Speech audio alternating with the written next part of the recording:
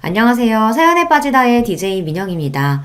오늘도 두 가지 사연 준비되어 있으니 재미있게 들어주시고요. 구독과 좋아요 버튼도 꼭 눌러주세요. 그럼 오늘의 사연 함께 시작해 볼게요. 안녕하세요. 저는 올해로 딱 70이 된 이제는 아줌마 소리를 듣기도 민망해진 여자입니다. 일찍부터 장사를 시작해서 이 나이 먹도록 장사 말고는 제대로 뭘 해본 적이 없는 사람이기도 하죠. 배운 것도 많지 않고 내세울 거라고는 많지 않지만 그래도 하나 있는 아들을 보며 모진 세월 굳건히 헤치며 살아왔습니다. 저와 비슷한 나이에 자식 낳고 살아오신 분들이라면 다들 그러시리라 생각합니다만 보잘것없는 인생에서 가장 귀하고 귀한 것을 꼽는다면 역시 자식일 거라고 생각합니다.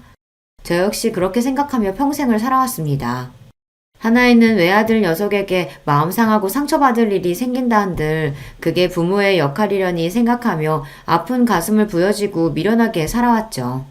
하지만 자식이라고 해서 모든 일이 다 용납되는 건 아니라는 걸, 부모라고 해서 마냥 아무런 대가 없이 내어주기만 해서 될 일이 아니라는 걸 이 나이 먹고서야 겨우 깨닫게 되었습니다.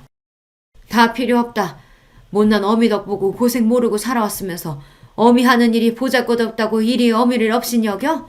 나 우습게 아는 놈 나는 없는 셈 치고 살 테니까 어디 너 바라던 대로 창피한 어미 없이 잘들 살아보거라. 어머니 제가 잘못했어요. 딱 한 번만 용서해 주시면 두 번 다시 실망시키는 일 없을 테니까 제발 한 번만 용서해 주세요.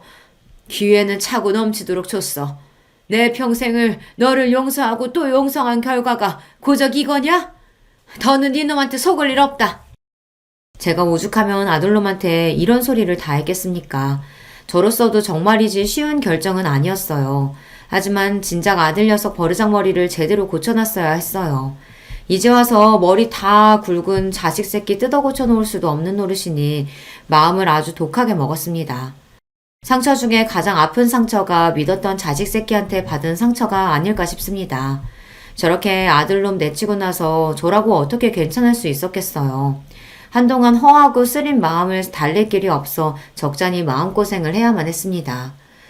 여러분들 사연을 들려주는 이 채널의 존재를 알지 못했더라면 아마 저는 더 오랜 시간 혼자 끙끙 가슴앓이를 해야 했을 거예요. 그 생각만 하면 얼굴도 이름도 모르는 여러분들께 참으로 감사한 마음 그뿐입니다. 제 속마음 털어놓을 곳으로 이 채널을 선택한 것 역시 그런 감사한 마음에서 비롯된 것이라고 할 수 있겠죠. 도대체 무슨 일로 하나이는 피부치한테까지 저리 매정하게 돌아선 건지 지금부터 제 사연을 들려드리고자 합니다. 저는 형제 많은 집안의 셋째 딸로 태어났습니다. 세간에서는 얼굴도 안 보고 데려간다는 귀한 셋째 딸이라고들 하지만 실상 저는 그리 귀하게 자란 편은 못 됩니다. 위로는 많은 동생들 건사한다고 항상 날이 서 있던 언니 오빠가 있었고 제 밑으로도 줄줄이 동생이 셋이나 되었으니까요. 중간에 낀 제 신세는 늘 어정쩡하게 짝이 없었습니다. 그렇다고 제 목 야무지게 잘 찾아먹는 야무진 성격도 못 되어서 그 많은 식구들 속에서도 항상 소외감을 느끼며 자랐던 것 같습니다.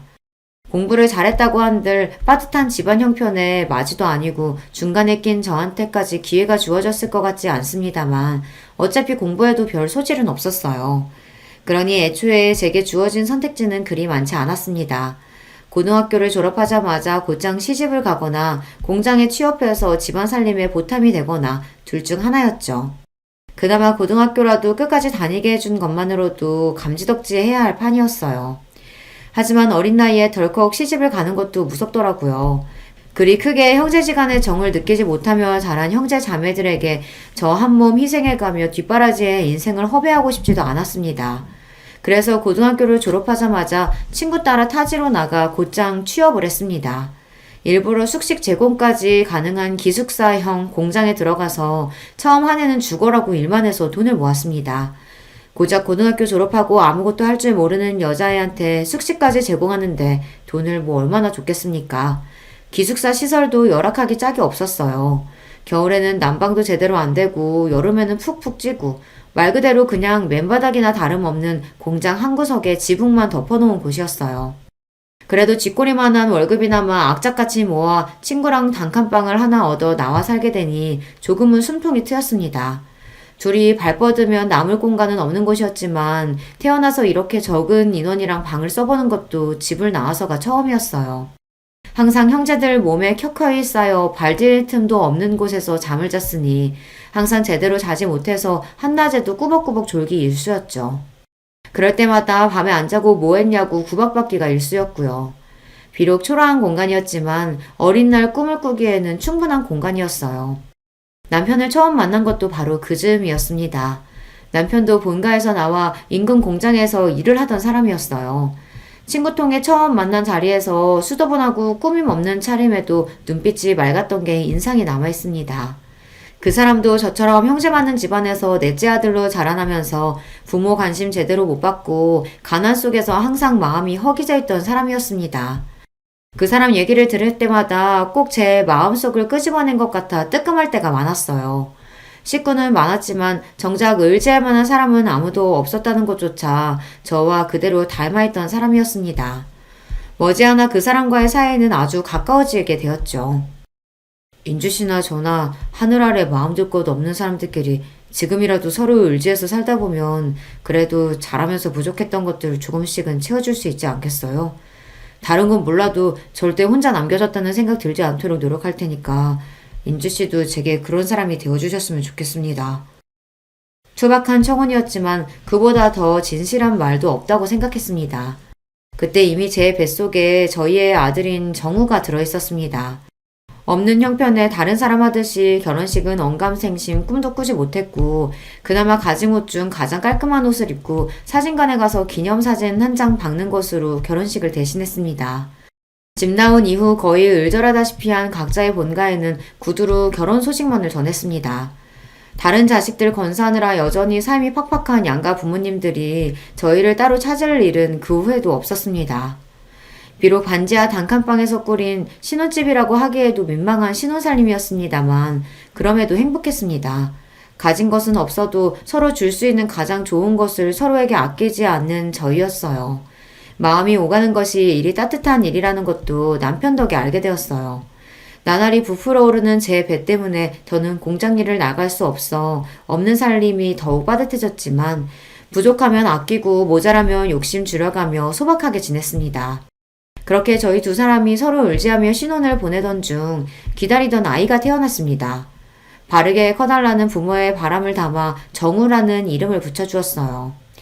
아이가 뱃속에 있을 때도 그랬지만 아이가 태어나고 나니 느껴지는 책임감의 무게가 남달랐습니다. 저희 부부 모두 많은 형제들 사이에서 무관심 속에 방치되는 상처를 경험해 보았기 때문에 처음부터 자식을 많이 낳고 싶은 생각은 없었습니다. 저희가 저희 능력에서 감당할 수 있을 만큼만 낳아서 줄 수 있는 사랑을 다 쏟고 싶었어요. 아직 가난하기 이를 데 없는 저희였기에 형편이 덮이지 않는 이상 정우는 저희의 유일한 자식이 될 터였습니다. 그만큼 더욱 소중한 아이였어요. 아직 저는 몸푼 지 얼마 되지 않아 일을 나가기는 무리였으니 남편이 제 몫만큼 더 힘을 낼 수밖에 없었어요. 제가 정우 낳고 느꼈던 책임감의 무게 이상으로 막중한 임무를 짊어진 남편이었습니다. 나는 절대로 우리 정우한테 내가 느꼈던 비참한 감정 느끼면서 자라게 만들지 않을 거야. 내 아버지가 그랬던 것처럼 낳아놨으니 할 일 다 했다는 듯이 자식 내팽개치지 않고 내 자식 늘 좋은 것 해주지는 못하더라도 하고 싶은 거 하고 사는데 망설이지 않도록 노력할 거야. 그걸 위해서라면 내 한 몸 부서지는 것도 아깝지 않아. 남편은 자신의 말을 증명이라도 하듯 예전보다도 일을 늘려 몸이 부서져라 열심히 노력했습니다. 원래도 타고나길 성실한 사람이었으나 아버지가 되었다는 책임감은 남편의 지친 몸을 다시금 일으키는 원동력이 되어주었어요. 저도 아직 채 돌아오지 않은 몸 상태와 아직은 24시간 옆을 지켜야 하는 갓난쟁이 아들을 돌보는 정신없는 와중에도 아름아름 부업거리를 물어다가 푼돈이나마 가게에 보탰습니다. 비록 남편은 아이 키우느라 살림하느라 정신없이 바쁜 와중 부업까지 하는 제 아내를 늘 안타까이 여겼지만 말이에요. 내가 부족해서 아직 몸조리도 제대로 못한 당신 이런 일까지 하게 만드네. 앞으로 고생 안 하게 해주겠다고 해놓고 도리어 더 고생시키는 것만 같아 미안해. 무슨 그런 말을 해요. 나도 하고 싶어서 하는 거야. 밖에서 하루 종일 제대로 앉을 틈도 없이 일하는 당신에 비하면 집에서 편하게 소일거리나 하는 내가 고생은 무슨 고생이야. 나 하나도 고생스러운 거 없으니까 미안하단 소리 하지 말아요. 남편은 안쓰럽게 바라보긴 했지만 그건 꼭 남편 미안해하지 말라고 한 소리만은 아니었어요. 어차피 친정에서 자랄 때도 어느 정도 제 몸 가눌 수 있게 자란 이후부터는 항상 할 일이 끊이질 않았고, 그런 집에서 도망치듯 나와 공장 일을 할 때도 환경은 여전히 열악하기 짝이 없었으니까요. 부끄러운 마음에 제대로 표현해 본 적은 없지만 결혼해 남편과 아이와 함께 살고 있는 그 단칸방 신혼집이 제 생애 가장 안락한 공간이었습니다. 물론 아이 자라고 나서까지 지낼 수 있는 곳은 아니라고 생각하긴 했습니다만 제 주제에는 충분히 차고 넘치는 곳이라고 생각했어요. 아이 태어나고 남편이 밤낮 없이 추가 근무와 주말 근무를 가리지 않고 닥치는 대로 일한 덕분에 아이가 걸음마를 시작할 무렵에는 저희 부부도 드디어 반지하 생활을 벗어나 지상급으로 보금자리를 옮길 수 있게 되었습니다. 여전히 좁고 허름한 공간이긴 했지만 벼들어오는 곳에 기대어 꾸벅꾸벅 조는 아이를 바라보는 마음은 행복한 감정으로 충만했습니다. 노력한 대로 결과가 돌아오는 보상받는 느낌이라는 게 얼마나 큰 성취감을 가져다 주는지도 새로이 배우게 되었죠. 저희 부부 둘이 열심히 노력하면 이렇게 조금이나마 살림도 나아지고 우리 부부 잘할 때와는 비교도 할 수 없을 정도로 정우에게는 더 나은 환경을 만들어줄 수 있을 거라고 생각하면 힘이 들어도 힘든 줄도 몰랐습니다. 집안에 하나둘씩 제대로 된 살림살이가 늘어가고 저렴한 것이긴 하지만 아이 물건도 점점 늘어나는 것이 기쁨이 되어주었죠. 아직 어려서 글자도 모르는 아이가 가장 좋아하는 장난감은 다름 아닌 그림책이었습니다.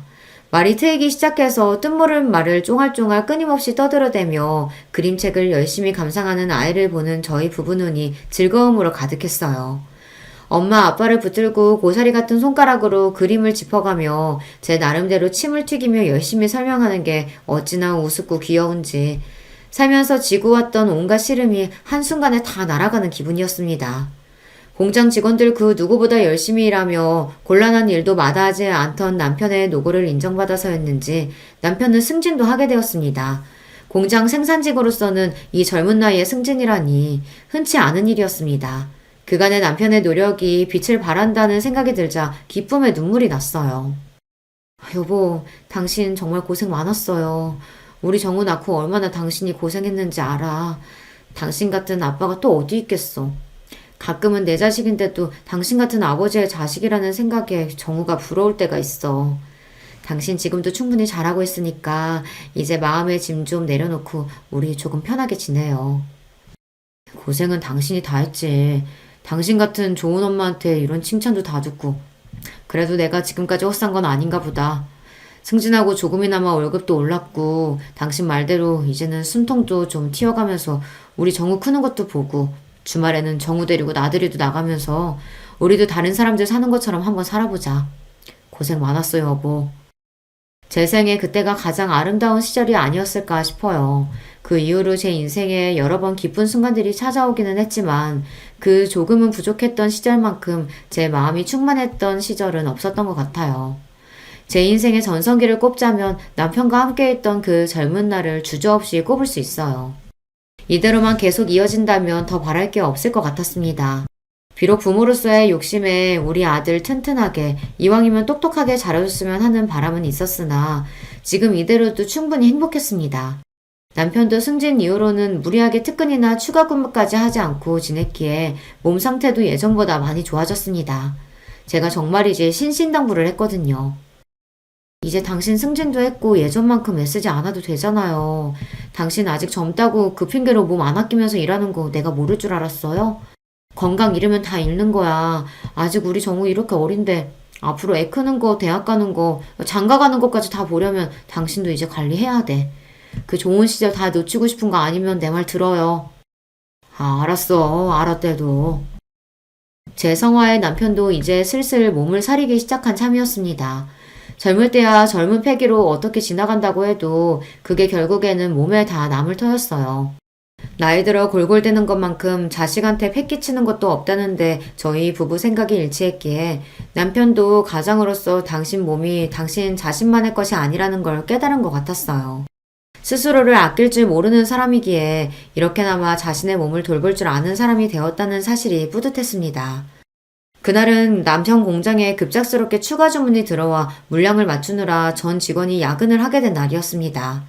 전화로 야근 소식을 알리는 남편에게 또 당부를 했죠. 당신 내 말 잊지 않았죠?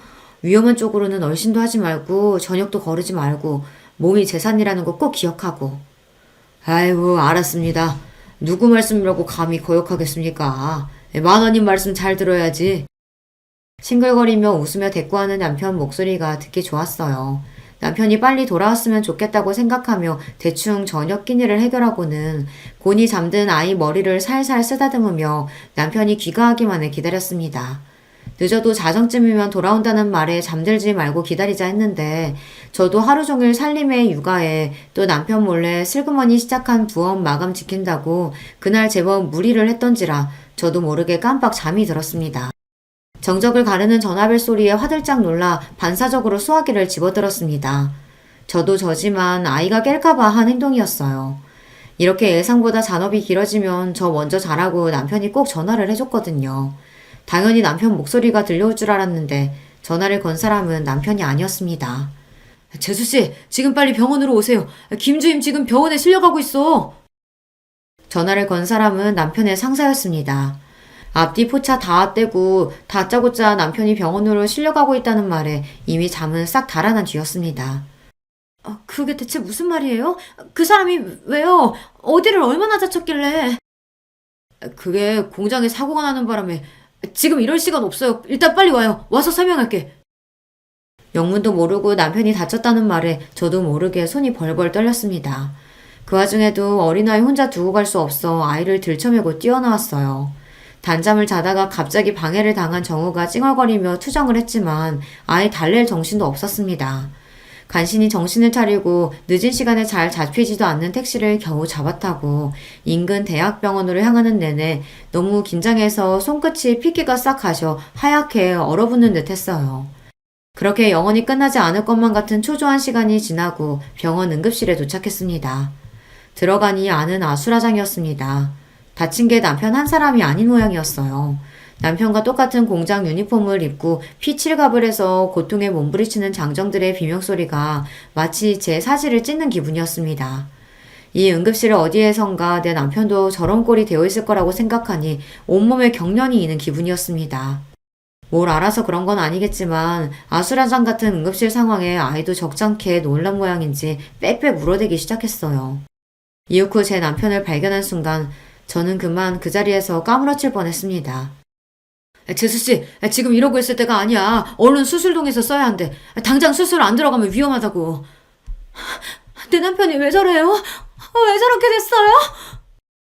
온몸에 피칠갑이 된 남편은 이미 오른손 한쪽이 없었습니다. 공장 기계 오류로 직원 몸이 끼이는 걸 보고 놀라 달려간 남편이 급히 직원 몸을 빼내어 겨우 목숨은 건졌으나 그러면서 그대로 오른손이 기계에 끼어버렸다는 남편 상사의 설명을 듣는 내내 정신이 나갈 것처럼 뒤통수가 극도의 스트레스로 뜨거워졌습니다.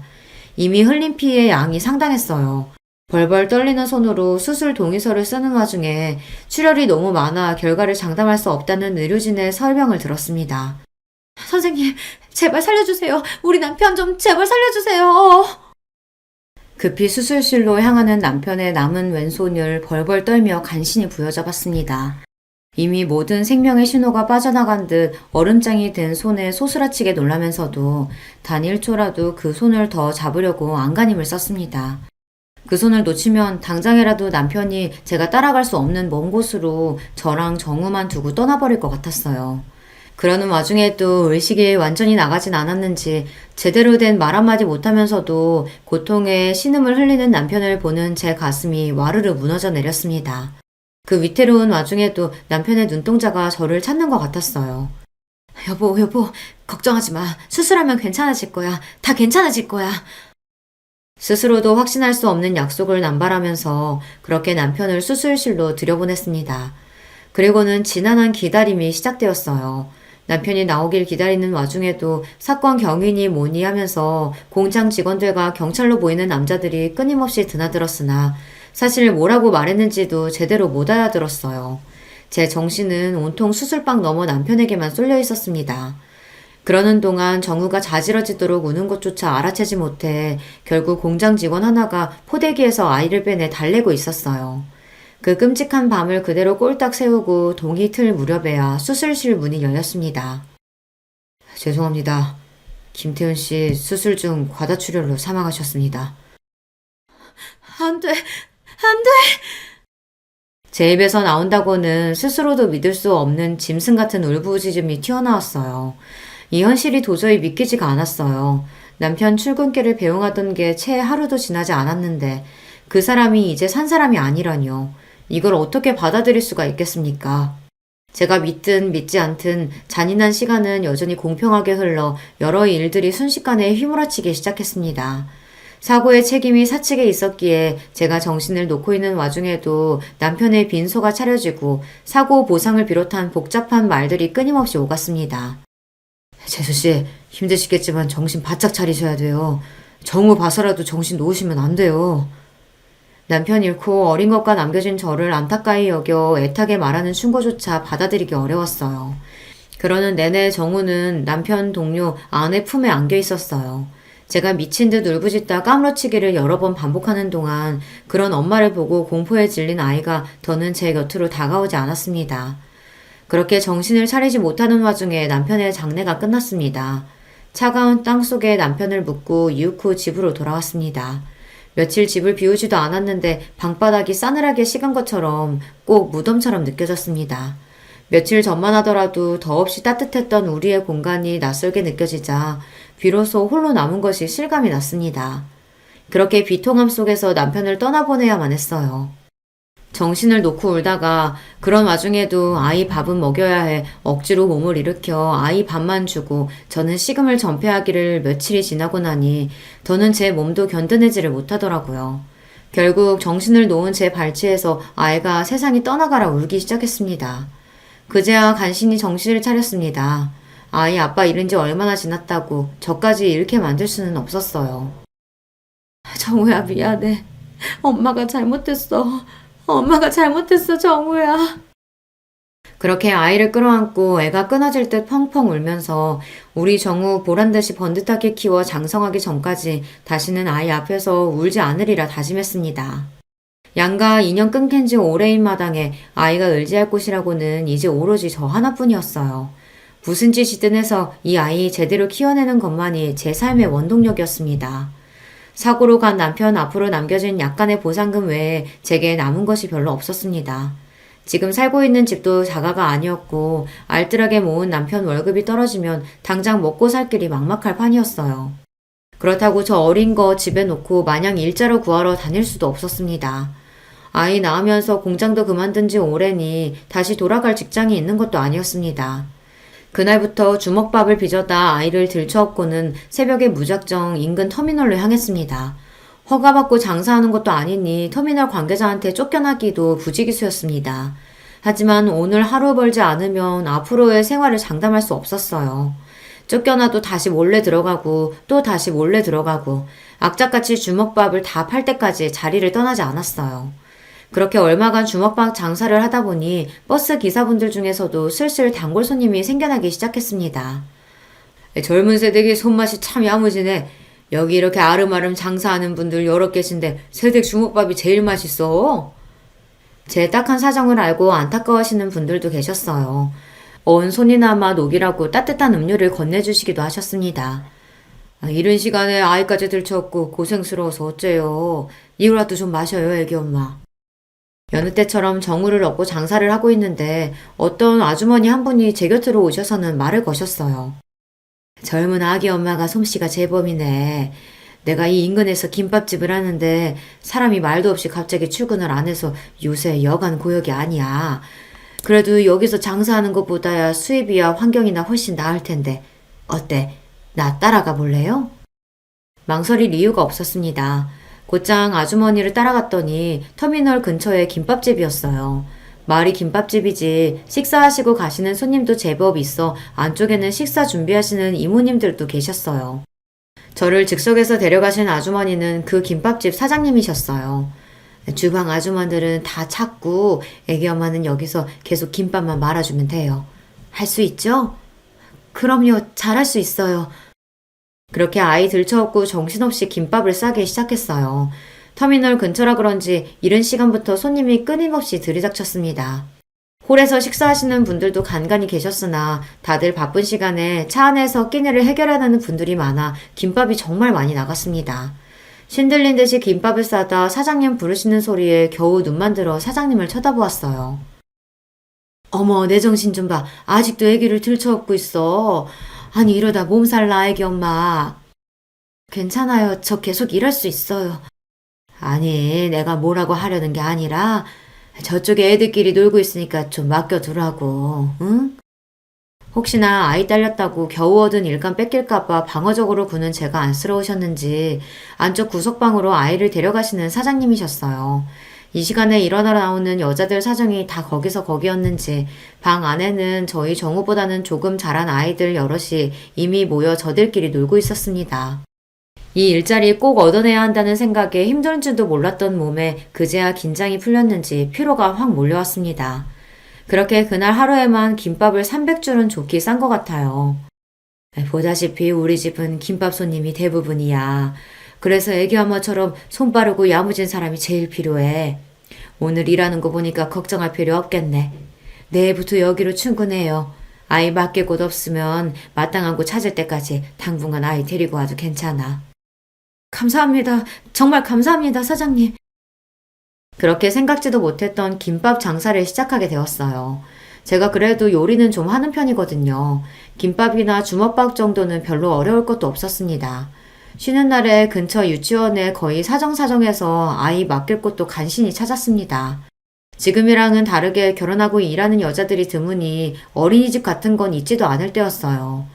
우리 정우는 유치원에 들어가기 아직 1살 어린 날이었으나 제 사정이 워낙 딱하니 그냥 지나치기가 힘드셨던 모양이에요. 돌이켜 생각해보면 그렇게 주위 사람들의 도움을 받아 간신히 그 힘든 시절을 지나올 수 있었어요. 모두 참으로 감사한 인연들입니다. 그렇게 스쳐 지나가는 인연일 줄 알았던 김밥집 사장님과는 평생의 인연으로 이어졌습니다. 사장님도 일찍 남편분과 사별하시고 막막하던 차에 김밥 장사로 집안을 일으키셨거든요. 저 또한 그때 이후로 지금까지 김밥으로 먹고 살고 있으니 질긴 인연의 시작인 셈이었죠. 제가 많은 김밥은 우리 정우의 급식비가 되고 학원비가 되고 대학 등록금이 되어 아들이 자립하는 밑거름이 되어 주었습니다. 남들 보기에는 변변치 않은 일일지 모르겠으나 제게는 하나뿐인 아들 녀석 키워준 거나 다름없는 게 바로 김밥이에요.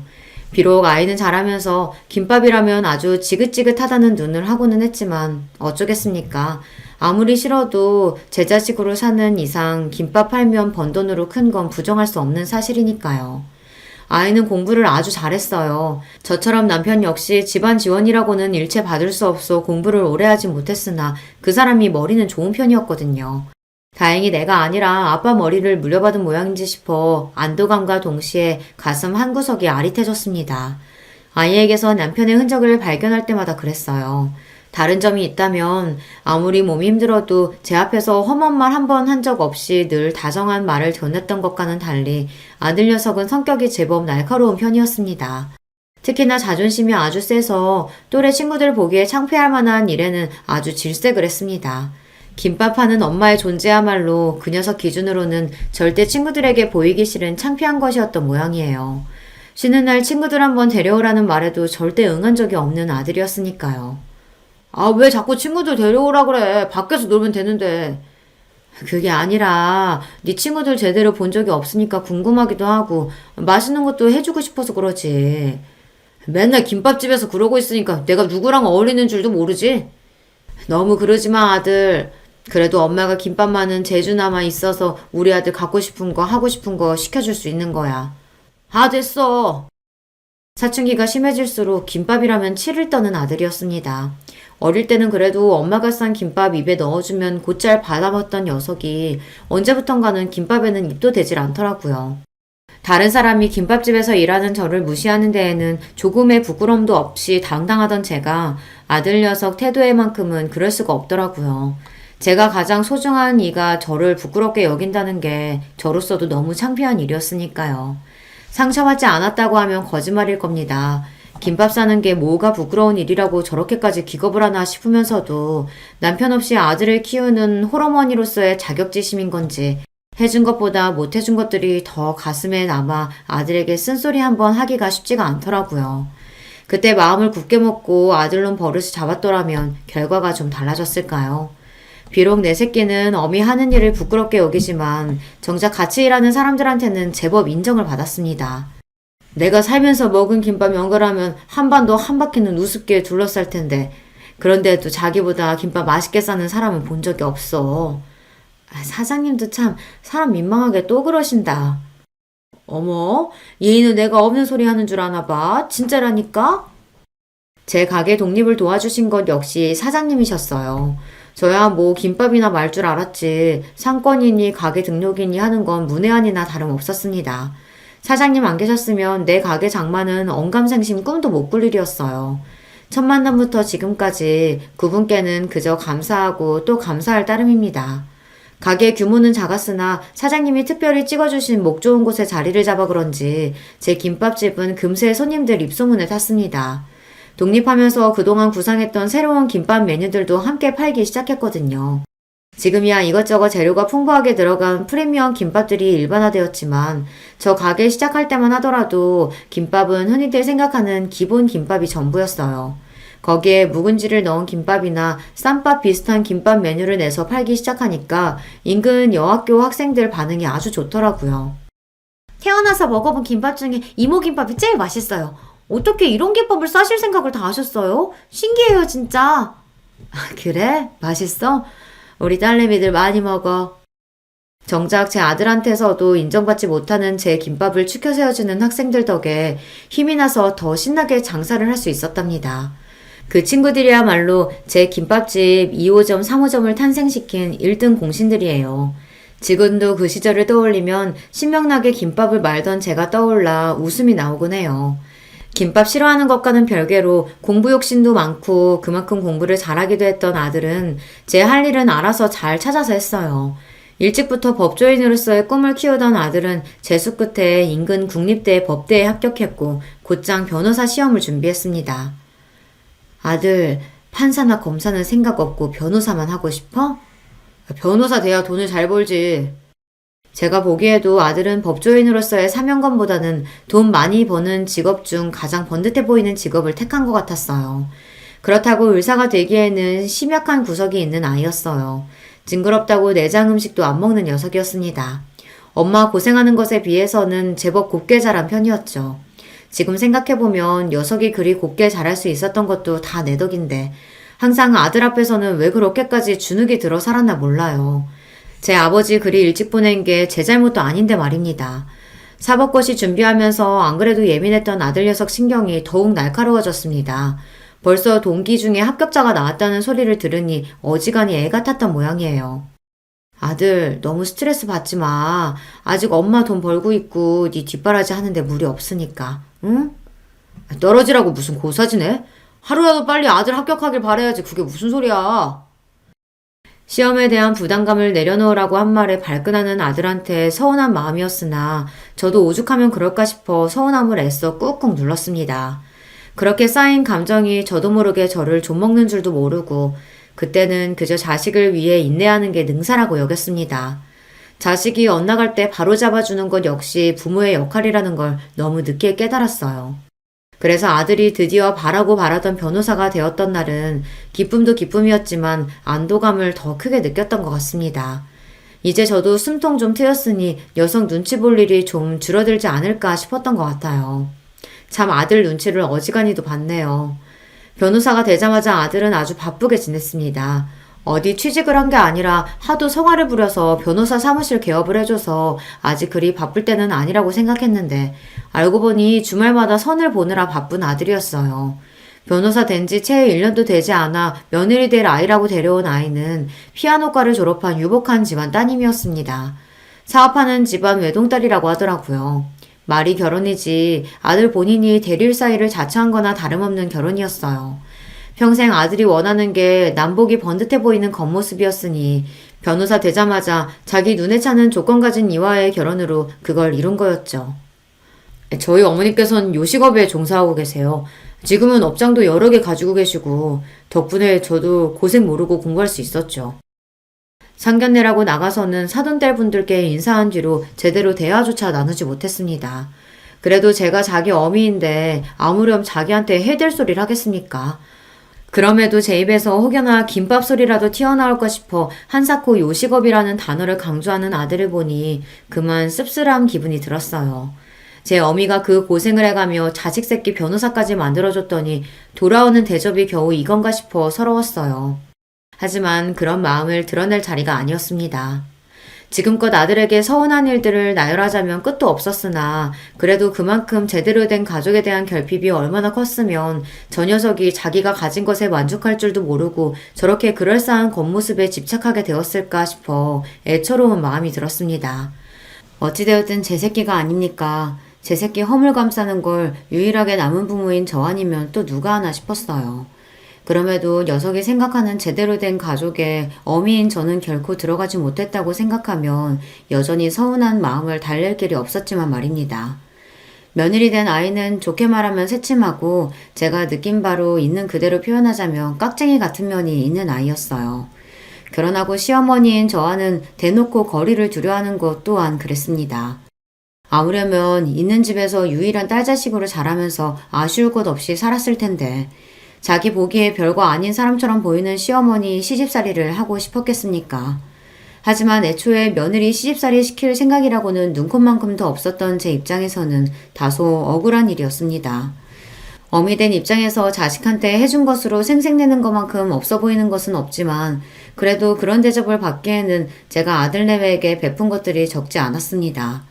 처음에는 사업하는 집안이라길래 그래도 있는 집에 장가가니 아들 살림이 좀 피지 않을까 기대를 한 것도 있었어요.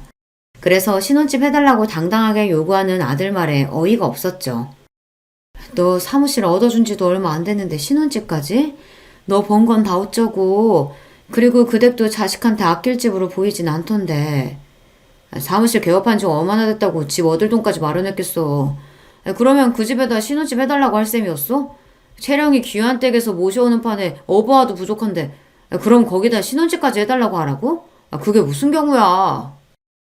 그러는 너는 나한테 무슨 빚을 졌다고 집 해달라는 말을 과자 사달라는 말처럼 하는 건가 잠깐 기가 찼습니다. 제 놈이 저한테 하는 말은 그럼 무슨 경우란 말입니까? 아들 결혼을 준비하면서 마음 다칠 일이 적지 않았던 터라 저도 이제 마냥 예전처럼 억누르기만 하기가 힘들더라고요. 그런 제 마음은 제 마음이고 그렇다고 결혼 얼마 남지도 않았는데 아들 부부를 길바닥에서 자게 할 수도 없고 결국 제가 한 번 더 져주고 말았습니다. 그러면서 며느리에게 감사 인사 한 번을 제대로 들은 적이 없는데 생색낼 생각은 없지만 그렇다고 대놓고 집까지 해준 시어머니 배척하는 건 너무 얌체 같잖아요. 받을 건 다 받아놓고 볼일 다 봤다고 입 싹 닦는 거 아닙니까? 며느리에 대한 인상이 좋을래야 좋을 수가 없었어요. 그리고 그런 며느리 행동을 용인한 게 바로 아들놈이었습니다. 남의 자식 욕할 게 하나 없었다는 뜻이죠. 그러고 보니 아들 장가를 보냈는데도 며느리를 볼 일은 소원하기만 했습니다. 저도 저 달가워하지 않는 사람 굳이 억지로 얼굴 본 마음은 없었어요. 그러다 보니 서로 직접 연락할 일도 없었습니다. 뒤늦게 며느리 생일이 지난 걸 알게 된 것도 그래서였어요. 아이들 결혼시킬 때 생년월일을 받아놓긴 했는데 워낙 연락할 일이 뜸하다 보니 저도 장사하랴 바쁜 와중에 그걸 일일이 기억하지를 못한 거죠. 뒤늦게 며느리 생일이 지났다는 걸 알고 조금 부끄러워졌습니다. 그래도 제가 그보다 살아도 갑절을 더 살았는데 아직 철없는 것들과 똑같이 군 거잖아요. 어른이 되어서 이래가지고는 안 되겠다 싶었어요. 한참을 망설이다가 처음으로 아들 통하지 않고 며느리에게 전화를 걸었습니다. 네, 어머니, 어쩐 일이세요? 한참 만에 전화를 받은 며느리 목소리가 떨떠름했습니다. 반가운 사람 전화가 아니니 그렇겠지만 며느리 목소리를 들으니 괜히 더 위축이 되는 것 같더라고요. 애써 용기를 내서 말했습니다. 채령이 너 얼마 전에 생일이었더구나.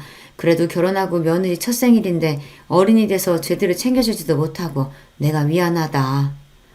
아니에요, 어머니. 저 생일 잘 보냈어요. 그래도 내가 너 생일상 한 끼는 먹이고 싶었는데 아무래도 집으로 오라고 하면 부담스럽지? 전 그러면 언제 시간 날 때 너 편할 때 가게라도 한번 다녀와. 너 먹고 싶은 거 해줄게. 평생 한 일이라 김밥은 눈 감고도 마니까 김밥도 좀 싸가고. 우리 집 김밥 맛있어. 네, 그럴게요.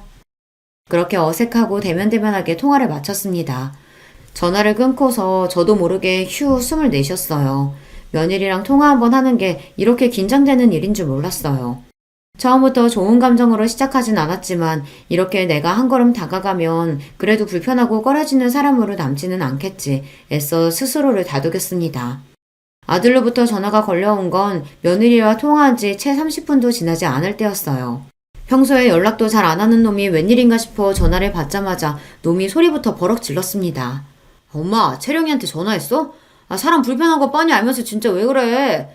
그것도 모자라서 김밥을 싸가라니 많이. 도대체 그런 소리를 왜 하는 거야? 내가 김밥 질색하는 거 뻔히 알면서. 그런 헛소리 할 거면 채령이한테 전화하지 말아요. 이놈이 정말 하다하다 어미한테 못하는 소리가 없었습니다. 자식한테 이런 취급까지 당하고 나니 그제야 정신이 번쩍 들더군요. 분노로 부들부들 떨리는 손으로 휴대전화를 부러뜨리기라도 할 기세로 꽉 쥐고는 저도 소리를 치기 시작했어요. 이 괘씸한 놈의 새끼. 이 은혜도 모르는 금수만도 못한 놈. 니놈이 그게 지금 어미한테 할 소리야? 내 청춘 다 빨아먹어 큰 놈이. 네 어미가 만든 김밥 아니었으면 지금쯤 어디서 어떻게 빌어먹고 살지도 모르는 놈이 감히 어미를 업신여겨?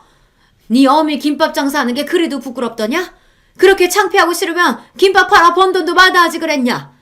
버는 족족 네 놈 돈이라도 된다는 듯 내 등에 빨대 꽂고 살아놓고선 감히 나를 무시해? 내 김밥을 무시해? 내가 만든 김밥만도 못한 놈이 감히? 오냐, 김밥 장수 어미가 그렇게 부끄러우면 김밥으로 해준 것도 도로 싹 토해내라. 나도 내 인생 싸그리 부정하고 날 때부터 귀족이라도 된 년구는 니놈 거만한테도 더는 못 봐주겠다. 그러고는 분노에 차서 씩씩대며 전화를 끊었습니다. 은혜도 모르는 아들놈에 대한 분노와 비로소 그에 대한 서러움과 울분으로 가득 차 있던 속내를 터뜨렸다는 생각에 전에 없이 흥분이 치솟았어요. 그건 분노이자 일견 후련함이기도 했어요. 나 아니면 아무것도 아니었을 놈을 뭐가 그렇게 무섭다고 할 말도 못하고 살았는지요. 그 생각이 들자 더는 놈을 참아줄 이유가 없어졌습니다. 아들놈 퇴근 시간이 채 되기도 전에 아들 내외가 제 집으로 튀어왔습니다. 이 지경까지 와야 아들 내외 얼굴 한번 볼 수 있구나 생각하니 기도 안 차더군요. 엄마, 내 사무실 내놨어요? 어떻게 나한테 한마디 상의도 없이. 네 사무실? 네 사무실이 어딨어? 그게 다 내 돈인데. 눈도 깜짝 않고 야멸차게 말하는 저를 보고 되려 아들 녀석이 당황했습니다. 녀석이 그렇게 당황하는 건 처음 봤어요. 저도 녀석을 어쩔 줄 모르게 만들 수 있었다니 그게 그렇게 손쉬운 방법인 줄 알았다면 진작 좀 해볼 걸 그랬어요.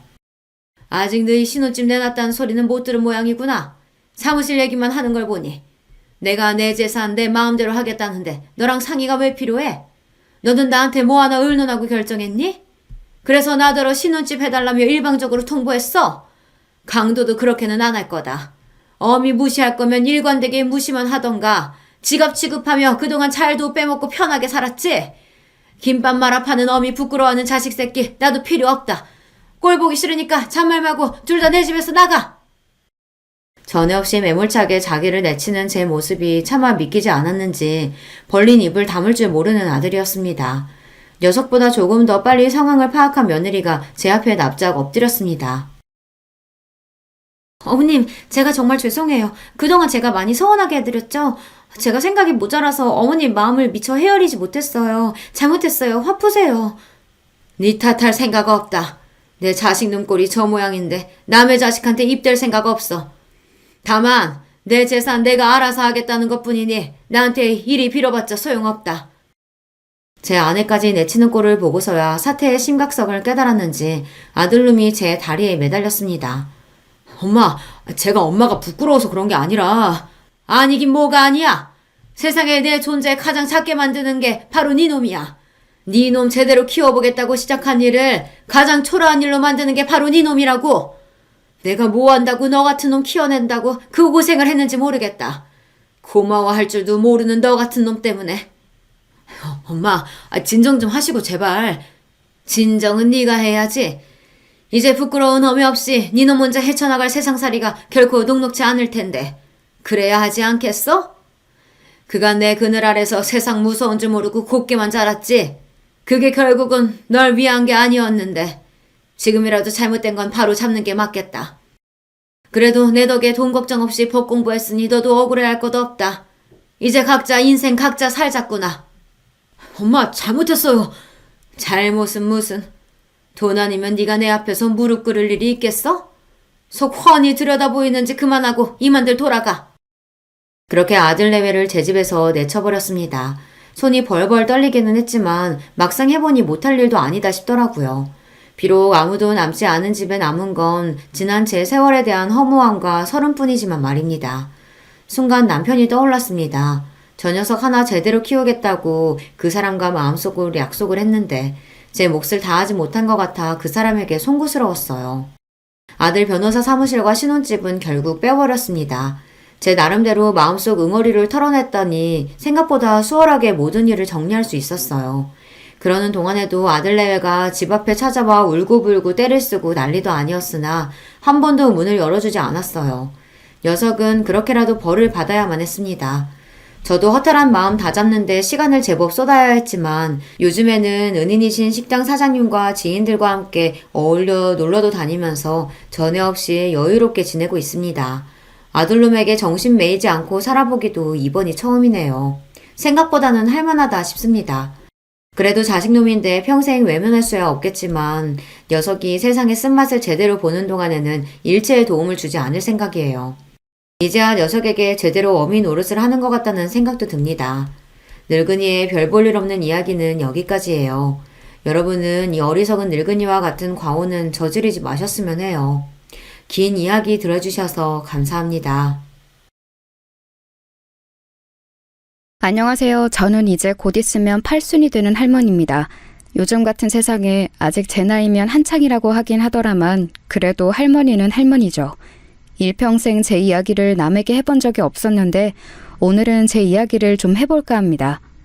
여러분들에게 다 털어놓고 나면 제 속이 좀 시원해지고 기분도 괜찮아질까 싶어서요. 저는 가난한 집 막내딸로 태어났습니다. 위로는 오빠가 둘 있었는데 우리 시절에 그랬듯 여자는 늘 뒷전이었어요. 기억도 안 나는 어린 시절부터 어머니를 도와 집안일을 했었어야 했고 국민학교도 겨우 졸업했습니다. 아버지가 계집애가 공부를 해서 어디다 쓰냐면서 엄청 구박을 하셨거든요. 오빠들이 교복을 입고 학교에 가는 모습이 그렇게 부러웠어요. 그래도 막내라고 학교에서 빵 같은 걸 받아오면 저를 먼저 챙겨주곤 했습니다. 그 오빠들이 이제 다 세상을 떠나고 없네요. 넉넉하지 않은 형편이었기 때문에 저는 13, 일찌감치 공장에 취직을 했어요. 하루 종일 미신기 앞에 앉아서 노동을 했습니다. 그리고 버는 돈은 족족 집으로 다 가져다 줬어요. 오빠들 학비에 보태야 했기 때문입니다. 아버지의 구박을 받으면서 자라긴 했지만 어머니나 오빠들이 잘해줬기 때문에 위로가 되었습니다. 오빠들이 학교를 졸업하고 나서는 야간 학교라도 다니라고 돈도 쥐어줬었으니까요. 제 덕에 학교 졸업했다고 말이죠. 그렇게 여공으로 몇 년의 세월을 보내며 야간 학교를 졸업했습니다. 그리고 어느 작은 회사에 취직을 했어요. 건설회사에서 잠부나 심부름하는 일이었지만 그 당시에는 공장을 벗어난 것만으로도 행복했습니다. 남편은 그때 만난 사람이에요. 제 나이 22살, 남편은 26이었어요. 양쪽 부모님은 궁합도 안 보는 나이 차이라며 호들갑을 떨어대셨어요. 남편 집에서는 당시에는 어린 나이가 아니었던 남편을 빨리 보내고 싶어하는 마음이었고 저희 집은 딸아이 빨리 치워버리자는 마음이었겠죠. 특히 아버지 말입니다. 저희는 그렇게 결혼했어요. 그 당시에는 흔치 않은 연애 결혼이었습니다. 저도 저에 대해 적극적으로 애정 표현을 해오는 남편이 싫지는 않았거든요. 나를 좋아해주는 사람에게 시집가야 한다는 어머니의 말씀을 정말 귀에 인이 박히도록 들어왔던지라 더 남편과 결혼해야겠다는 생각했는지도 모릅니다. 순조로웠던 결혼까지의 과정과는 달리 결혼하고 나서는 고달픈 일들이 많았어요. 일단 시집살이가 엄청났습니다. 시어머니는 보통 유별난 분이 아니셨거든요. 특히 아들에 엄청 집착하셨는데 제가 결혼하고 1년 넘게 임신이 되지 않자 정말 유난을 부리셨어요. 지금 같으면 뭐 1년 가지고 23 어린 여자에게 뭔 문제가 있어서 좀 기다려보자 하겠지만 그때는 또 시대가 시대였지 않습니까? 밤낮으로 어머님을 따라 전국에 아들 낳는다는 명소라는 명소는 다 가서 기도를 드리고 옆집에 아들만 셋 낳았다는 여자의 속옷을 비싼 값에 사와서 입고 다니기도 하고 좋다는 약이란 약은 다 먹었어요. 하지만 아이가 쉽사리 들어서지 않았습니다. 그 덕에 구박이란 구박은 다 받았어요. 년년 소리를 들으며 온갖 집안일을 다 해야 했고 어디 가서 사람 취급 못 받는 건 예사였습니다. 지금이야 임신이 안 되면 남자 쪽에도 문제가 있을 수도 있으니 같이 검사를 하자고 하지만 그때는 뭐 그런 게 있을 때인가요? 그냥 며느리가 죽을 죄를 지은 죄인인 거죠. 그래서 정말 매일 밤을 울었어요. 내가 정말 어디 문제가 있나, 나는 애도 못 낳는 여자인가 하면서 말입니다. 남편은 아버지와 달리 다정한 사람이긴 했지만 그만큼 효자이기도 했어요. 그래서 매일 밤 저를 달래주면서도 자신의 어머니의 말이라면 다 들었습니다. 그래서 시어머님이 더 저를 대놓고 미워라 하셨겠죠. 그 부분은 아직도 생각하며 가끔 미워요. 그때 내 편을 제대로 좀 들어주지 하는 생각도 들고 말이죠. 하지만 다 너무 옛날 이야기네요. 결혼하고 5년 만에 첫째 아이가 들어섰습니다. 제 나이 27이었어요. 온 집안이 그야말로 경사였습니다. 그날 이후로 시어머님은 절에 들어가셨어요. 제 뱃속에 있는 아이가 아들이어야만 했거든요. 5년 만에 된 임신인데 그 이후에는 또 언제 될지도 알 수 없거니와 그땐 27이면 노산 소리를 들을 때라 다음은 없다고 생각하셨는지 정말 간절하셨습니다. 저는 답답하리만큼 누워서 꼼짝조차 못했어요. 혹시나 애 떨어지면 안 된다고 물을 마시러 가는 것조차 함부로 하지 못했습니다. 꼭 아들이어야만 한다. 딸이면 너는 쫓겨나. 그런 말씀을 서슴없이 하셨어요. 하지만 모두의 바람과는 달리 제 뱃속의 아이는 딸이었습니다. 아이가 나오자마자 모두가 실망 어린 탄식을 하던 장면을 저는 아직도 잊을 수가 없어요. 그 누구 하나 고생했다는 말이 없었습니다. 오히려 시어머니는 방금 해산한 며느리의 면전에 대고 2년 전연하며 쌍욕을 하셨으니까 뭐 말 다 했죠. 씨바지를 드려야 돼. 어머니, 아직 이 사람 젊고 저도 젊어요. 그런 말씀은 마세요. 씨바지를 드려야 한다는 말에 남편은 처음으로 자기 어머니의 뜻에 반기를 들었어요. 절대 그러지 않는 사람이 그러니 시어머니도 고집을 부리시진 못했습니다. 하지만 제가 둘째를 가지기 전까지는 내내 그랬으면 하는 마음을 남편에게 이야기했어요. 실제로 알아보러 다니신 것도 알고 있었습니다. 어디서 이런 박복한 년이 굴러들어와서 내가 그때 그냥 좋다고 며느리를 들인 게 실수지, 실수야. 어디 가서 물어보면 너보고 다 아들 복은 뒤지게 없다고들 한다. 어? 아이고 내 팔자야. 우리 집안의 대가 여기서 끊어지겠어. 전년 하나 때문에. 매일매일 그런 소리를 듣고 살았어요. 정말 매일매일이요. 나중에는 욕을 안 듣는 날이 이상한 느낌이 들 정도였습니다. 임신이네요. 축하드려요. 몸이 이상해서 가본 병원에서 둘째를 가졌다는 말을 들었을 때 정말 눈물이 났어요. 그래서 집으로 돌아가는 내내 대성통곡을 했습니다. 그러고 얼굴이 퉁퉁 부은 채로 집에 들어갔더니 시어머니가 무슨 큰 병에 걸렸냐며 대낮부터 여자가 불성사납게 길거리에서 울고 다닌다며 또 욕이란 욕은 다 하시더군요. 어머니, 저 임신이래요. 뭐요? 진짜요? 네. 아이고 부처님 천지시면이 감사합니다. 아이고. 그날부터 다시 어머님의 기도가 시작됐습니다. 그전과 다른 게 있었다면 가시던 그 절에 저도 함께 들어가 있었어야 했다는 거예요. 산달이 될 때까지는 이 안에서 꼼짝도 말거라. 부정 탄다고 절대 그러면 안 된다 했다.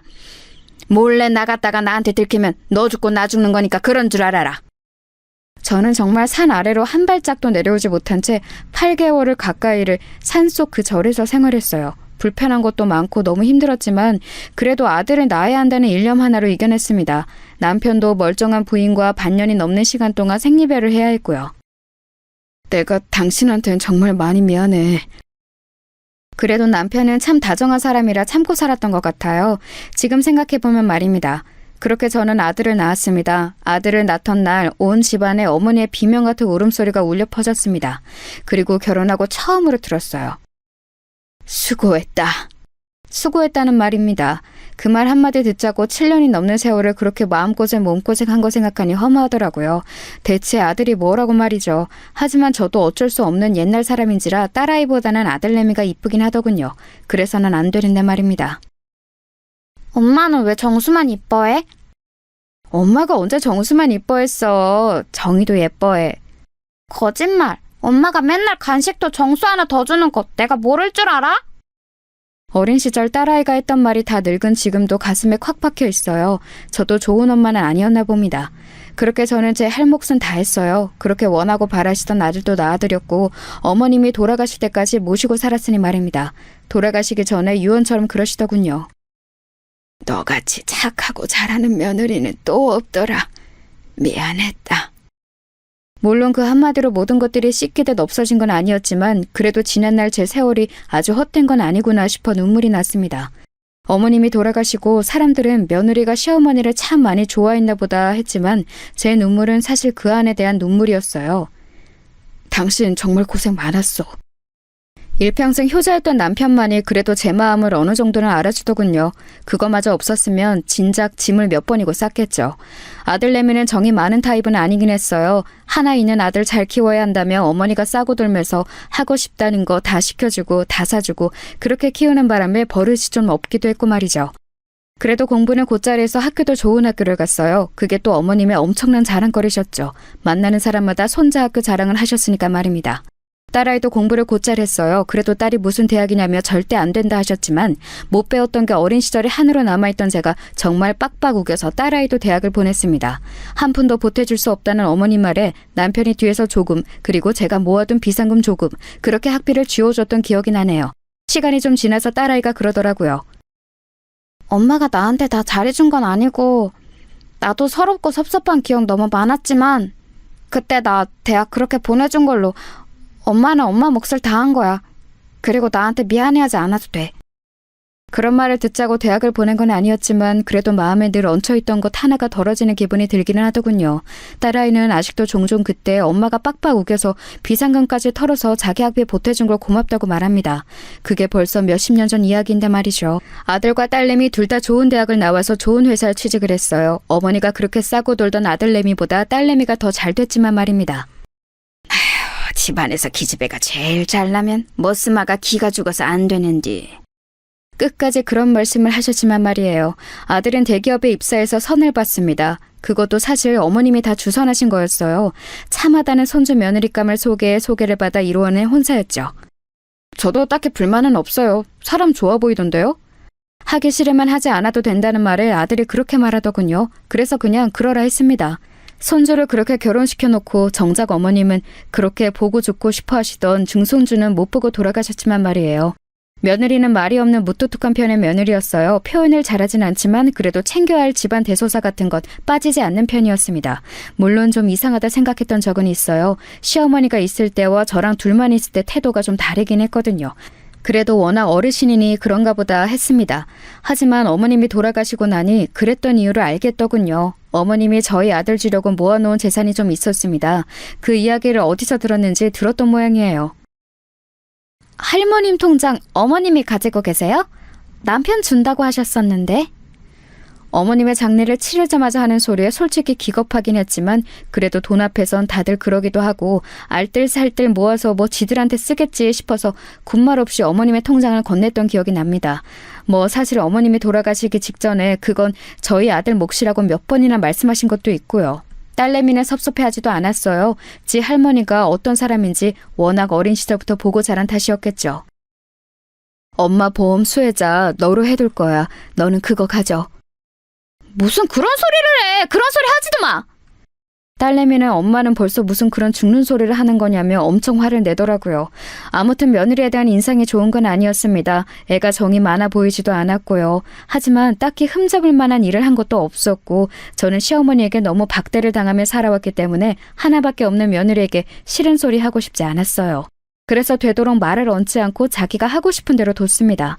그래서 교류가 없는 편이었어요. 명절이나 생일에나 한 번씩 볼 정도로요. 그마저도 얼마 가지 않아 다는 오지 않고 1년에 한 번 정도로 줄어들긴 했지만 말입니다. 애들한테 그다지 바라는 것도 없었고 지들 밥벌이 다 잘하고 결혼해서 부모 속 안 썩이는 것만으로도 효도라고 생각하고 있었기 때문에 불만은 없었습니다. 그리고 시어머니가 돌아가신 이후에는 남편이랑 여기저기 같이 여행도 다니고 하면서 둘이서 잘 지냈거든요. 어머니가 아들 몫이라고 몰래 숨겨두었던 땅이 좀 있었는데 그게 많이 올랐어요. 그 주변에 싹 다 재개발에 들어갔거든요. 그래서 그 땅을 팔아 건물을 한 채 사서 남편과 그 건물에 세를 받아 생활했습니다. 둘이서 여행 가고 싶은 곳 마음대로 다니고 맛있는 거 먹고 그러기에는 차고 넘치는 돈이었어요. 며느리에게 이 아이가 일반적이진 않구나 하는 감정을 느낀 것도 그 즈음일 겁니다. 시어머니가 물려주신 땅이 또 있고 그 땅이 재개발에 들어갔고 그래서 저희가 그 땅을 팔아서 건물을 샀다는 걸 알게 되었을 때 며느리의 태도였습니다. 아버님, 오늘은 제가 밥 해드릴게요. 전과는 너무 다르게 애교도 있고 잘하더군요. 특히 남편에게 말이죠. 하지만 남편은 시어머니랑은 달리 그런다고 우리 며느리 하는 사람은 아니었지만 말입니다. 아버님이 좀 무뚝뚝한 편이신 것 같아요. 좋으면서 저러는 거니까 너무 신경 쓰지 말거라. 그래도 혹여나 며느리가 기분이 상할까 제가 중간에서 많이 애쓰긴 했어요. 그렇게 평화롭다면 평화로운 날들이 지속될 줄 알았습니다. 그런데 불행은 그럴 때 갑자기 찾아오는 거더라고요. 암이라고 하는구먼. 너무 늦게 발견해서 수술도 의미가 없냐. 여태 건강검진 한번 제대로 받지 않고 자신만만하게 살아온 벌이었을까요? 제가 닥달해서 한 건강검진에서 남편은 암이라는 진단을 받은 겁니다. 노인들은 진행이 느려서 그래도 몇 년은 살 수 있다고 하더만 그 사이에 우리도 열심히 놀려 다녀야겠어. 아유, 무슨 소리예요. 입원해서 수술하고 치료를 받아야지. 어차피 다 늙은 노인네 얼마 더 살자고 그 병원에서 누워있기만 해서 뭐하나. 그냥 하고 싶은 거 하고 먹고 싶은 거 먹으면서 살 만큼 살다가 가면 되는 거지. 남편은 끝까지 고집을 꺾지 않았습니다. 그래서 결국 제가 졌어요. 남편은 그동안 모든 재산을 제 앞으로 해뒀어요. 그 사실을 알게 된 며느리가 미리 상속을 하면 좋지 않을까요? 하고 넌지시 물었지만 남편은 완강했습니다. 내가 젊어서 네 시어머니한테 못한 게 너무 많다. 내 거 다 주고 나중에 자기 죽을 때 이거 다 마음대로 알아서 하라고 할 거요. 자식들한테 한 푼도 안 준다고 해도 그것은 네 시험의 뜻이고 다 준다고 해도 네 시험의 뜻이고 나는 그렇게 결정했으니까 그 이야기는 다시 하지 말거라. 남편이 노골적으로 불편한 기색을 비췄기 때문에 며느리도 한 발 물러설 수밖에 없었어요. 남편의 뜻에 따라 그냥 하고 싶다는 거, 먹고 싶다는 거 다 하고 다 먹으면서 그렇게 보냈습니다. 자기가 걸을 수 없게 될 때까지 말이죠. 그리고 더 이상 그럴 수 없게 될 만큼 병이 약화되었을 때 병원에 누워서 그러더군요. 당신 병간호 하게 하고 싶지 않아서 항상 당신보다 하루 더 늦게 죽게 해달라고 그렇게 빌었었는데 결국은 당신 또 고생시키다 가는구먼. 나는 평생 당신한테 좋은 남편은 될 수가 없나벼. 어머니 때문에 미웠던 적은 많았어도 당신이랑 결혼한 걸 후회한 적은 없었으니까 안 미안해도 돼요. 그 말에 남편이 울더라고요. 그 말을 한 지 얼마 되지 않아 남편은 세상을 떴습니다. 남편이 세상을 떠난 날 정말 많이 울었어요. 아직도 다 늙어서 이렇게 눈물이 나는구나 싶을 만큼 많이 울었습니다. 하나밖에 없는 남편이자 또 친구가 떠난 느낌이었어요. 늘 옆에 공기처럼 있던 사람이 없어지니까 정말 한 번의 체감이 확 되더라고요. 남편이 없는 빈자리가 말입니다. 그래서 한동안은 우울증 같은 게 왔었어요. 엄마, 좀 먹어. 아빠도 엄마 이러는 거 원하지 않으실 거야.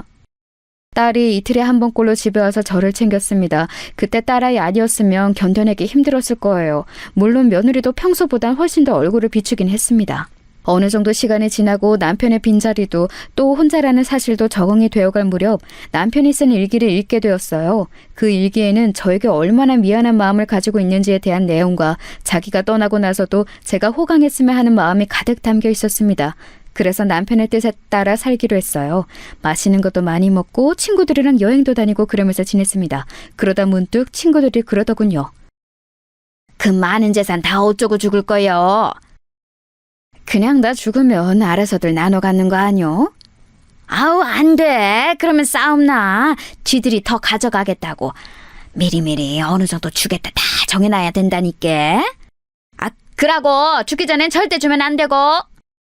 그냥 미리미리 줄 만큼 다 주고 나 쓸 것만 남겨두면 안 되나? 아우, 큰일 날 소리 하네. 그러면 태도가 싹 바뀐다니까. 죽기 전엔 정말 한 푼도 주면 안 돼.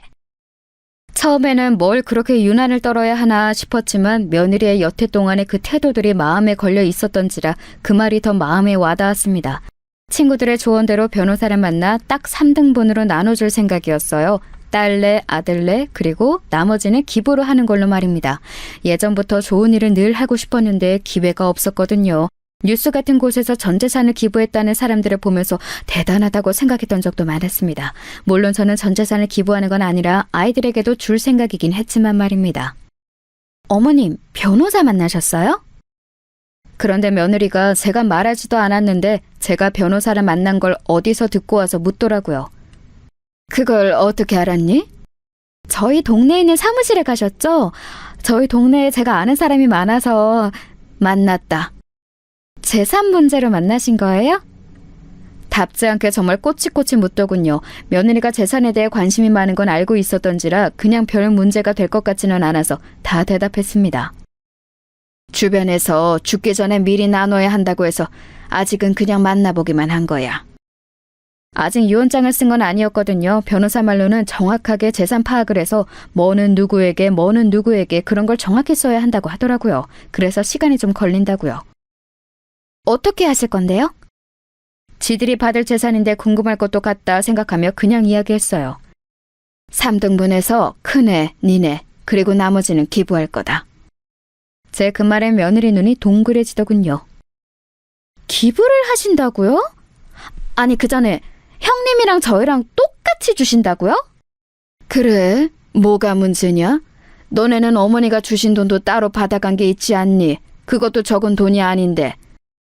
아니, 아무리 그래도 아들이잖아요. 요즘 세상에 그런 게 어딨어. 그리고 기부는 무슨 말씀이세요? 예전부터 뉴스 같은 거 보면서 전 재산 기부했다는 할매, 할배들 멋지다고 생각했다. 그래서 나도 전 재산은 아니지만 기부하기로 한 거요. 아니, 그 큰 돈이니까 더 해야지. 그리고 너네가 가져가는 돈도 큰 돈인데 뭐가 그렇게 아깝니? 아니, 아까운 게 아니라 굳이 그래야 하나 싶은 거죠. 자식들 몫까지 나눠서. 여기에 너희 몫이 정해진 게 어딨어. 그냥 운이 좋아서 땅이 오른 덕에 생긴 돈인데. 며느리가 꽁한 얼굴로 입을 꾹 다물더군요. 상당히 불만이 많은 얼굴이었지만 더 말을 꺼냈다간 이마저도 제가 안 준다고 할까봐 참는 게 느껴졌습니다. 그날 이후로 며느리는 거의 매일을 저희 집에 찾아왔어요. 그리고는 집안일을 하고 제 옆에 딱 붙어서 하루 종일 저를 설득했습니다. 어머님, 다시 한번 생각해보세요. 저희가 다 달라는 거 아니라니까요? 애비도 그렇게 많이 기부하냐고 어머니께 다시 말해보라고 했고. 나는 이미 마음 다 정했다니까 그런다. 유언장 그렇게 쓸 마음은 안 바뀌니까 너도 그만 포기해. 그리고 이렇게 매일 오는 것도 하지 말거라. 그렇게 해도 제 마음이 바뀔 것 같지 않으니 한동안은 그만하는 것 같더라고요. 제가 생전 며느리 흉을 다른 사람에게 본 적이 없는데 요즘 며느리는 너무 노골적으로 돈돈거리는 것 같아서 딸아이에게도 말한 적이 있었습니다. 엄마, 절대 유산상속 미리 해주지 마. 싸가지가 없어. 평소에는 자주 오지도 않으면서. 그래도 애 앞에서는 그런 소리 하지 마라. 안 해요. 나도 괜히 분란 만드는 거 싫어. 그냥 엄마랑 이렇게 뒤에서 욕하고 마는 거지. 딸내미도 지아빠 닮아서 여기저기 입대는 스타일이 아니라 그런지 그냥 그러고 말긴 했지만 말입니다. 그러던 어느 날이었어요. 꿈에 남편이 나왔습니다. 그렇게 가고 나서 한 번도 꿈에 나온 적이 없었는데 저 멀리서부터 저한테 이리 오라고 손짓을 하더군요. 그래서 남편 가까이 다가가 푸념을 했습니다. 아이고, 생전 안 찾아오더니 이제야 왔소. 잘 지냈는가? 나야 못 지낼 게 어딨어요. 일찍 간 당신 억울하게 잘 먹고 잘 살고 있어요. 그랬더니 남편이 웃더군요. 그거 참 다행이라면서 말이에요. 나 데리고 가려고 왔어요? 당신은 올라면 한참 멀었으니까 그런 말 하지도 마소. 그럼 이제사 내 안부가 궁금했어요? 거기가 지낼만 한가 보제? 지낼만 하던 아니던 지금 올 생각은 하지도 말고 할 말이 있어서 왔소. 무슨 말이요? 제 질문에 남편의 표정이 갑자기 굳어지더라고요. 좀 전에 희미하게 웃고 있던 모습과는 달리 그놈마다 못해 무서워 보였습니다. 그래서 제가 한 발 물러나려 하니 제 손목을 꽉 잡고는 한마디 한마디 힘줘 말하더군요. 내일 며느리 조심하소. 예? 그게 무슨 말이에요? 며느리 절대 조심하소. 알겠소? 남편이 아플 정도로 손을 꽉 잡고는 신신당부를 하더라고요. 그래서 일단 고개를 끄덕였습니다. 알겠어요. 근데 왜?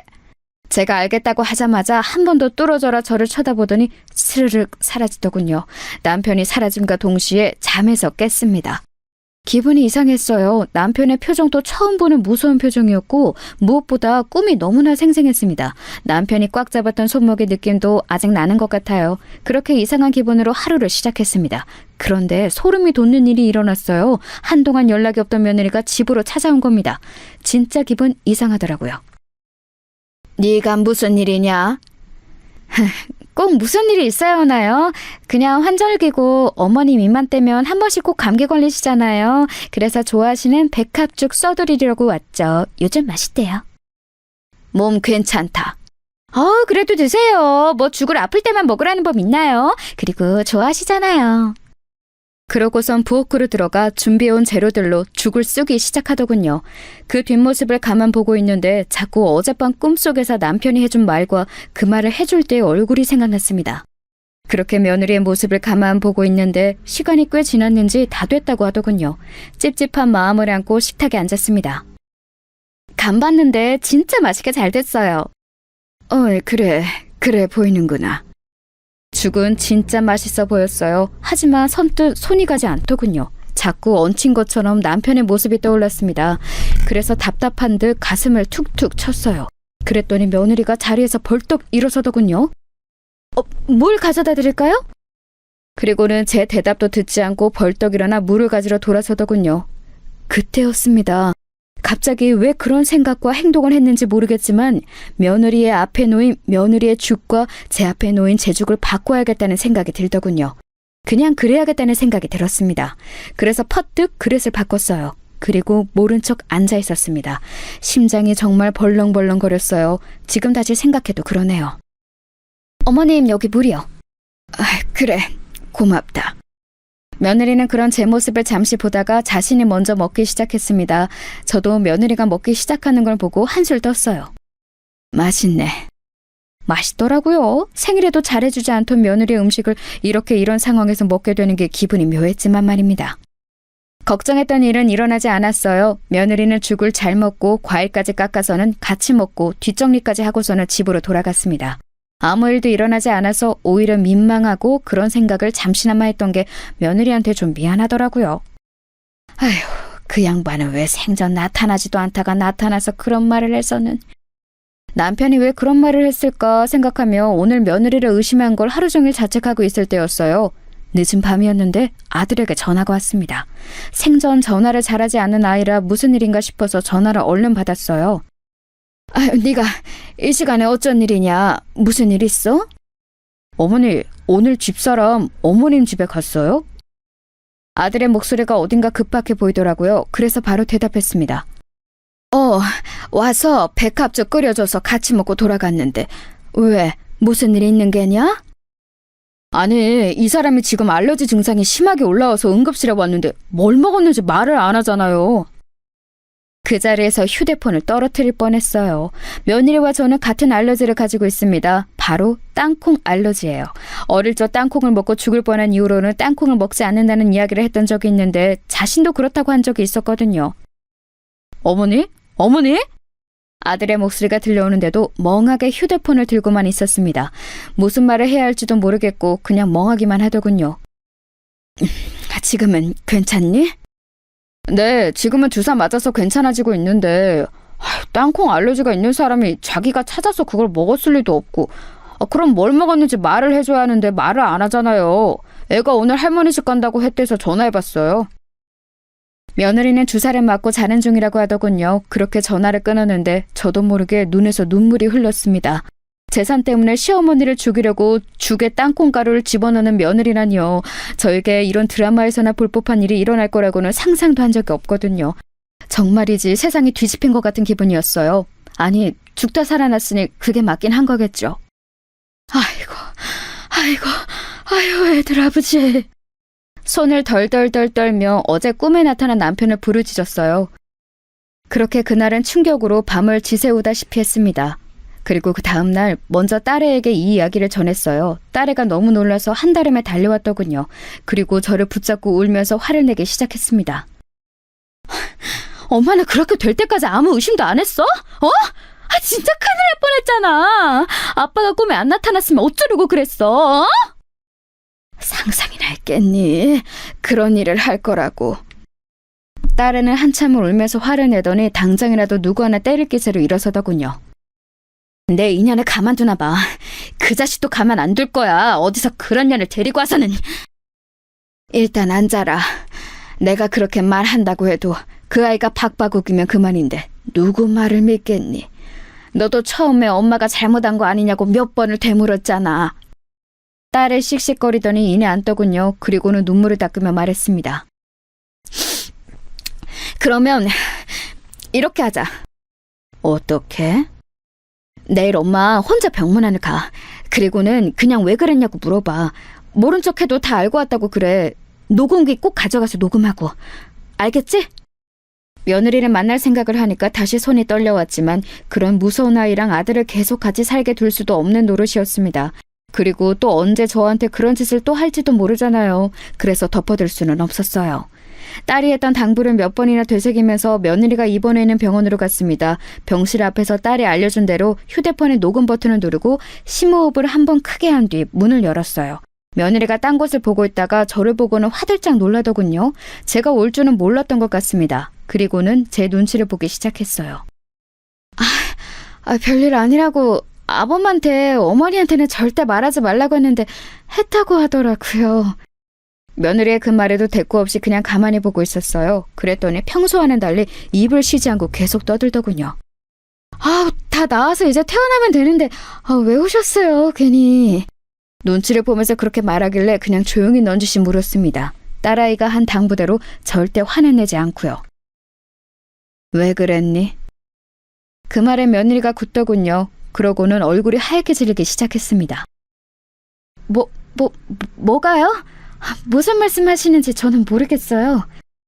너 그날 나한테 준 죽에 땅콩가루 섞은 거 내가 모르고 왔을 줄 아냐? 며느리가 손을 벌벌벌 떨기 시작했습니다. 어머니, 뭔가 오해가 있으신가 본데. 네가 이런 식으로 나오면 나도 애비한테 다 말하는 수밖에 없어. 딸애가 말한 대로 바로 아들 이야기를 하면서 협박 아닌 협박을 했습니다. 그랬더니 침대에서 벌떡 일어나 무릎을 꿇더라고요. 그리고는 싹싹 빌기 시작했습니다. 어머니, 진짜 죄송해요. 제가 순간 눈이 뒤집혔었나 봐요. 돈에 눈이 멀어서. 저도 어머님이 그날 죽 드시는 거 보고 이건 아닌데 아차 싶었지만 이미 벌어진 일이라. 제 앞까지 와서 바지가랑이를 붙잡았습니다. 한 번만 용서해주세요. 애비한테만큼은 절대 비밀로 해주시면 안 될까요? 제가 죽을 때까지 어머니가 하라는 대로 다 하고 어머님이 죽으라면 죽는 신용도 할게요. 재산 하나도 안 물려주셔도 괜찮아요. 저 진짜 후회하고 있어요. 한 번만 용서해주세요. 그러면서 눈물을 펑펑 흘리더군요. 그런 일을 저질렀다는 걸 알고 나서 보는 눈물이라 불쌍하지도 마음이 동하지도 않았습니다. 그냥 이 위기를 모면하기 위해 우는 걸로밖에는 안 보였어요. 제가 아무 말도 하지 않고 쳐다만 보고 있자 더 애가 다른 것 같더라고요. 생각해보겠다는 말을 하고 병실을 나왔습니다. 그리고는 딸아이에게 그 녹음본을 들려줬어요. 엄마, 진짜 용서해줄 건 아니지? 물론 그럴 생각은 없었습니다. 무서워서 같이 밥이나 먹을 수 있겠냐고요. 언제 또 나를 죽이려 할지 모르는데 말입니다. 그런데 아들에게 어떻게 말을 해야 할지 차마 입이 떨어지지 않더군요. 그래도 부인이고 애들 엄마고 그런 아이인데 말입니다. 충격받을 게 뻔했기 때문에 입이 떨어지지 않았습니다. 그렇게 며칠을 고민만 하고 아무런 행동도 하고 있지 못하고 있던 어느 날이었습니다. 아들이 찾아왔어요. 그리고는 정말 상상도 못했던 말을 하더군요.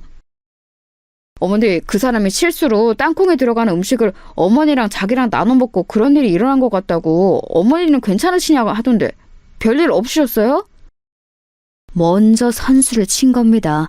제가 며칠째 조용하니 불안했던 건지 아니면 다 말할까봐 겁이 났던 건지 아들에게 거짓말로 그렇게 이야기를 한 것 같더라고요. 정말 기가 막혔습니다. 걔가 그러디? 네, 실수로 땅콩이 들어간 음식을 어머니랑 나눠 먹은 것 같다는데 어머니는 괜찮으세요? 알러지 심하시잖아요. 그때 누군가 집으로 또 찾아왔습니다. 며느리더군요. 얼굴이 하얗게 질려서 왔더군요. 내가 와본다니까 당신은 왜 왔어요? 그래도 어머니를 직접 봐야 마음이 놓이지. 알러지 반응 심하신데. 아직 별일 없는 거 보면 괜찮으신데 잘 지나가신 거죠? 그래 보이긴 한데 어머니 괜찮으신 거 맞죠? 며느리가 중간에서 제 눈치를 계속 보더군요. 안 괜찮다. 그쵸? 제가 알기론 어머니 어렸을 때 죽을 뻔하신 뒤로 절대 안 먹는다고 제가 아버지한테 몇 번이나 이야기 들었었는데 얼른 병원에 가서 검사라도. 나는 안 먹었어. 에? 근데 방금 안 괜찮다고. 도어락에 눌리는 소리가 나더니 이번에는 딸아이가 들어오더군요. 그 일이 있은 뒤 마음이 너무 불안하다고 딸아이가 요즘 집에 자주 찾아오곤 했습니다. 오늘 사단이 나겠구나 직감적으로 알 수 있었어요. 아니나 다를까 딸아이는 며느리를 보자마자 인상이 험악해지더군요. 네가 여기 어디라고 와? 구구로 엎어져서 조용히 있어도 머리채를 잡으러 가고 싶은 마당에! 평생 자기 누나가 그 정도로 화를 내는 걸 본 적이 없었던 아들이 놀란 얼굴로 딸아이를 바라봤습니다. 누나 왜 그래? 왜 그러긴? 뭐가 왜 그래? 네 와이프가 엄마 죽이려고 했는데? 아니, 실수로 땅콩이 들어간 음식을 같이 먹은 건 맞지만 일부러 그런 것도 아니고 실수인데 뭘 또 죽이려고 했다까지가. 뭐? 실수? 너 지금 실수를 했니? 딸아이가 씩씩거리면서 며느리를 노려보니 며느리가 입술을 꽉 깨물더군요. 그러고는 다짜고짜 무릎을 꿇었습니다. 제가 정말 죽을 죄를 지었어요. 다시는 이런 일 없게 하겠습니다. 정말 실수했어요.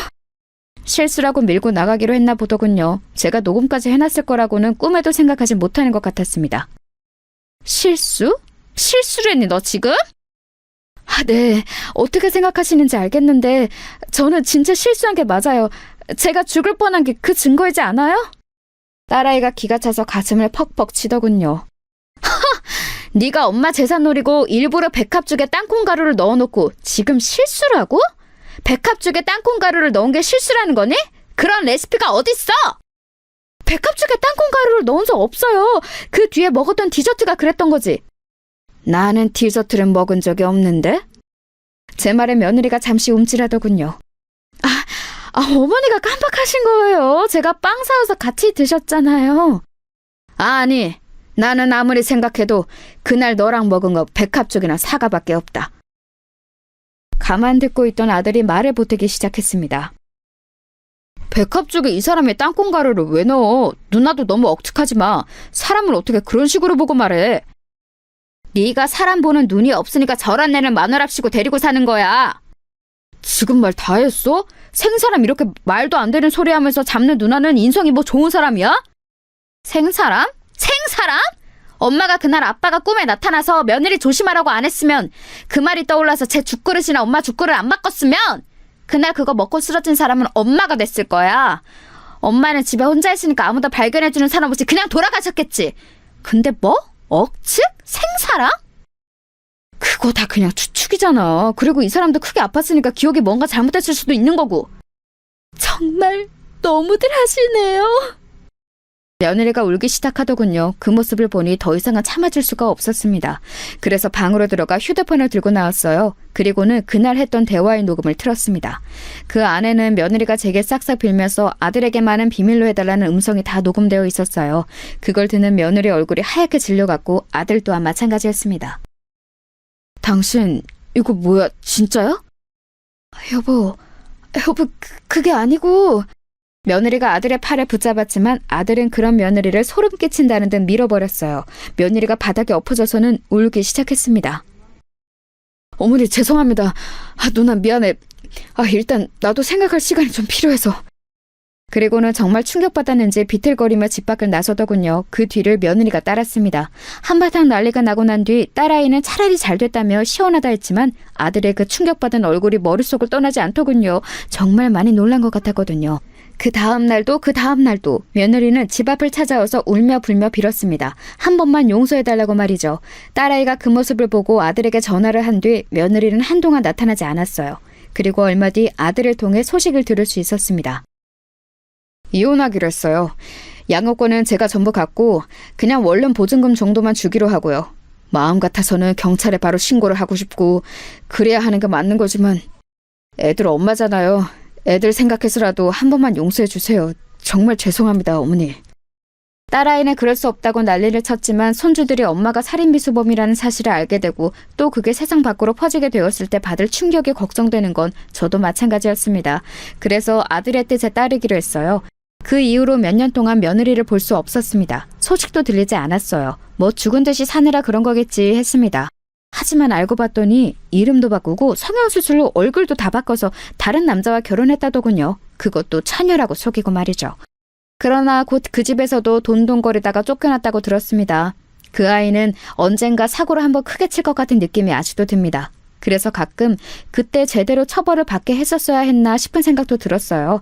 어디선가 저 같은 피해자가 또 생길지도 모르고 그때는 미수가 아니라 진짜로 실행될 수도 있는 일이었으니까요. 다시 한번 며느리의 소식을 들은 건 아들의 재혼식장에서였어요. 아니, 소식을 들었다기보다 제 눈으로 봤죠. 그 아이를 말입니다. 식장에 찾아왔더군요. 얼굴이 바뀌어 있었지만 저는 한눈에 알아볼 수 있었습니다. 그 사람이 가진 분위기라는 건 쉽게 바뀌지 않더라고요. 저와 눈이 마주치자 잠시 놀라는 것 같더니 다가오더군요. 놀라 도망갈 줄 알았는데 의외였습니다. 잘 지내셨어요? 못 지낼 건 또 뭐니? 그래 보이시네요. 새 며느리 봐서 좋으시겠어요. 그래, 너와 달리 참하고 좋은 아이라서 좋다. 애들이 새엄마 밑에서 자라는 게 좋은 건 아닌데요. 너 같은 엄마 밑에서 자라는 것보단 낫지 않겠니? 제가 저조차고 그런 거였겠어요? 그게 다 당신 아들이랑 손주 더 좋은 환경에서 살게 하려고 그런 거잖아. 그때 곱게 죽었으면 내가 이렇게 될 일도 없었잖아. 아니, 그 전에 재산을 제대로 줬으면 이런 일이 없었을 거 아니야! 말도 안 되는 소리로 아글아글 쓰더라고요. 기가 빠져서 멍하게 쳐다보고 있는데 그 모습을 보고 아들이 다가와 며느리를 끌고 나갔습니다. 나중에 듣기로는 한 번만 더 나타나면 그날 그 녹음본을 가지고 바로 경찰서로 간다고 했다더군요. 그 이후로는 며느리의 소식은 더 이상 들을 수 없었습니다. 본인도 겁이 난다면 더 이상 저희 앞에는 나타나지 않겠죠. 속 시원하게 마무리된 것 같지는 않지만 손주들을 생각해서 어쩔 수 없는 선택이긴 했어요. 물론 가끔 후회는 하지만 말입니다. 아직도 그때 한 선택이 잘한 건가 하는 고민은 되지만 말이에요. 긴 이야기 들어주셔서 감사합니다. 아, 지금 며느리는 저에게도 아들에게도 또 손주들에게도 더없이 잘해요. 하지만 그래도 재산은 미리 물려주지 않으려고요. 저도 얻은 교훈이 너무 많거든요.